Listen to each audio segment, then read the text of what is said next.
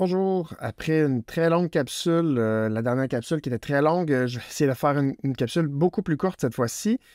Donc, le but, c'est de revenir sur la question numéro 1 de l'évaluation diagnostique. Entre-temps, depuis la dernière capsule, vous avez aussi lu le chapitre 8 de Tchernoff de du livre du cours. Donc, vous avez pu vous familiariser un petit peu plus avec cette idée du problème de Monty Hall et aussi d'ouvrir vers des échantillons qui sont non conventionnels. Donc, de regarder une situation probabiliste avec des échantillons qui sont non conventionnels. N'hésitez pas à m'écrire si jamais vous avez des questions en lien avec la lecture. Donc, je vous avais demandé au tout début du cours de remplir une évaluation diagnostique. Pourquoi je vous ai demandé ça? C'est de revenir sur certaines solutions, puis montrer un petit peu que vous allez avoir, je crois, évolué au cours de la session. Puis on va partir de certaines solutions aussi pour les analyser plus en profondeur. Donc, l'objectif, c'est de revenir, d'établir des liens articulés entre les différents concepts probabilistes. Donc, ici, il ne sera pas question de piloter des situations d'apprentissage simulantes, mais de revenir sur certains concepts. Donc, et là, je vous poserai déjà, je vous invite en fait à ressortir votre évaluation diagnostique. Puis, dans le fond, on va regarder, il y avait 5 questions qui étaient des vrais ou faux. Ces questions-là, on va voir que certaines sont des faits mathématiques, là, des savoirs mathématiques, puis il y en a d'autres qui vont amener un petit peu plus de discussion, donc, et qui seront abordées dans d'autres capsules par la suite.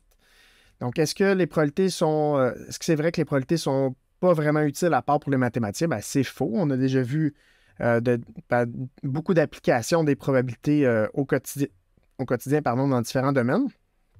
Ensuite, si on lance 2 dés réguliers puis qu'on additionne leurs résultats, certaines sommes sont plus probables que d'autres. C'est vrai. Donc, il y a des sommes comme 2 et 12 qui s'obtiennent d'une seule façon. Donc, une somme de 2 s'obtient seulement avec 1 et 1 là, avec 2 dés.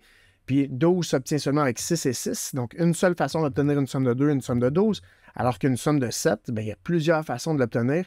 Donc, je peux avoir 1 et 6, 2 et 5, 3 et 4, mais au contraire aussi 4 et 3, 5 et 2, 6 et 1. Parce qu'on tient compte de l'ordre des 2 dés là, pour faire... donc, on a 6 façons d'obtenir une somme de 7 et beaucoup moins d'obtenir les autres sommes comme 2 et 12, par exemple.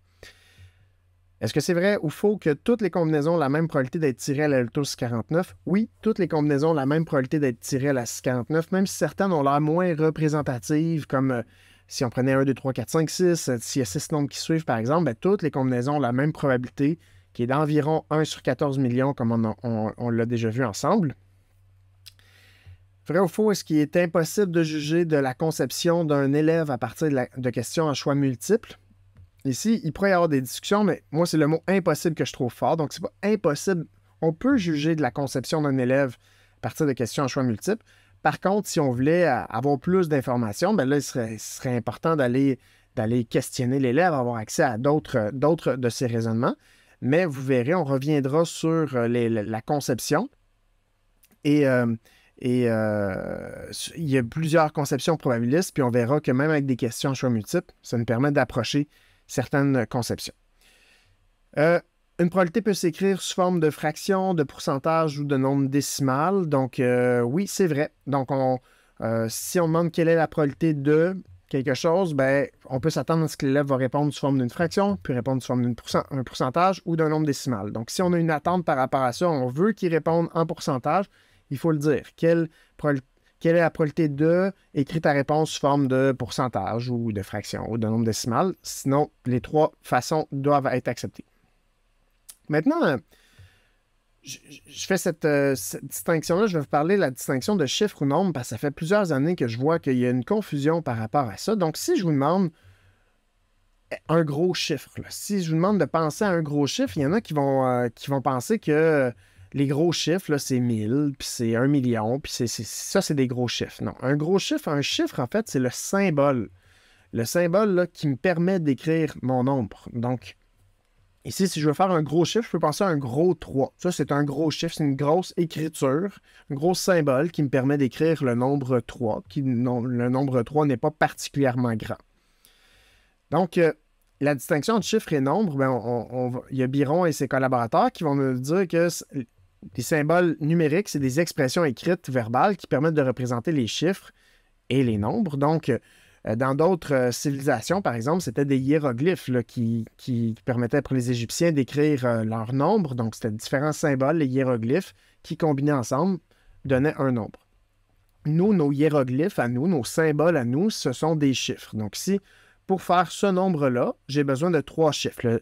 Le chiffre 5, le chiffre 6, le chiffre 7.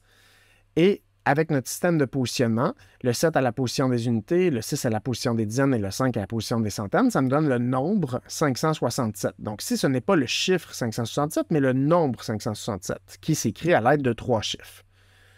On peut faire l'analogie là, que la lettre est au mot, ce que le chiffre est au nombre. Pourquoi? Parce que quand on se demande est-ce que 7 est un chiffre ou un nombre, ou 12 est un chiffre ou un nombre, bien, on peut aller voir d'abord avec les lettres et les mots. Donc, est-ce que A est une lettre ou un mot?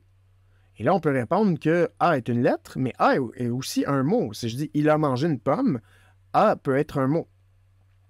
Là, est-ce que c'est une lettre ou un mot? Ben, c'est un mot. C'est un mot composé de 2 lettres. Ce n'est pas une lettre. Mais c'est la même idée. Là. La lettre est au mot, ce que le chiffre est au nombre. On peut dire que le chiffre ici 7 est à la fois un chiffre et un nombre. Donc, c'est le chiffre, c'est le symbole, le chiffre 7, mais on peut dire aussi que c'est le nombre 7 qui est écrit avec un seul chiffre. Donc, 7 est à la fois un chiffre et un nombre, tandis que 12 n'est pas un chiffre, c'est un nombre qui est composé de 2 chiffres, le 1 à la position des dizaines et le 2 à la position des unités.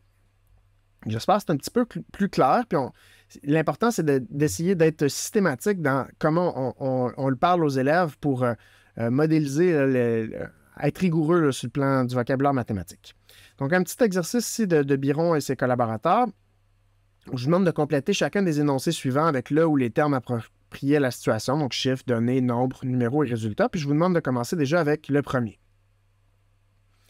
Maintenant que c'est fait, bien, vous pouvez aussi penser aux autres, mais on va revenir sur chacun d'entre eux.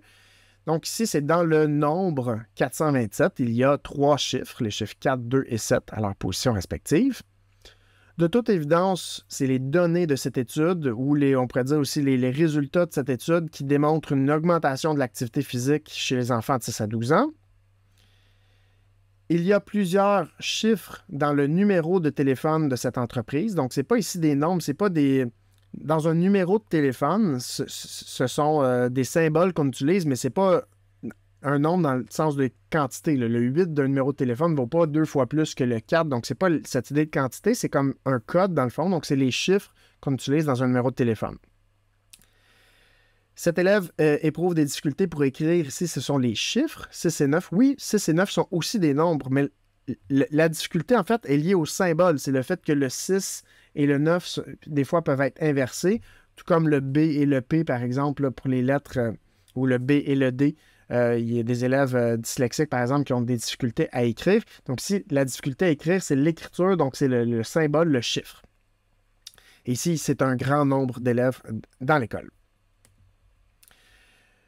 Donc, voilà, c'est complet. Donc, je vous invite à noter ce que vous retenez de cette capsule. Donc, ce qu'on a fait, c'est de revenir sur certains savoirs mathématiques. On a ouvert vers des discussions à venir, donc conception, mais bon, j'avais écrit évaluation, mais finalement, on ne parlera pas d'évaluation dans ce cours.